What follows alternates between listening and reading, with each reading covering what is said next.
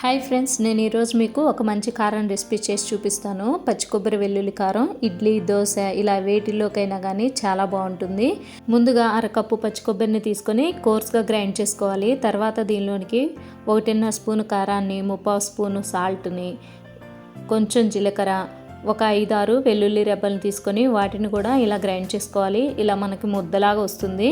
ఇప్పుడు దీన్ని పక్కన పెట్టుకొని స్టవ్ వెలిగించి ప్యాన్ పెట్టుకొని దానిలోనికి 2 స్పూన్ల ఆయిల్ని యాడ్ చేసుకొని ఆయిల్ హీట్ అయిన తర్వాత పోపు దినుసుల్ని, కొంచెం ఎండుమిర్చిని, కరివేపాకును కూడా వేసి దోరగా ఫ్రై అయిన తర్వాత మనం ముందుగా గ్రైండ్ చేసుకున్న కొబ్బరి పేస్ట్ని, కొంచెం పసుపుని కూడా వేసుకొని లో ఫ్లేమ్ మీద ఈ ముద్దగా ఉన్న కొబ్బరి పేస్ట్ మొత్తం ఇలా పొడి పొడిగా అయ్యేంత వరకు మనం బాగా ఫ్రై చేసుకోవాలి.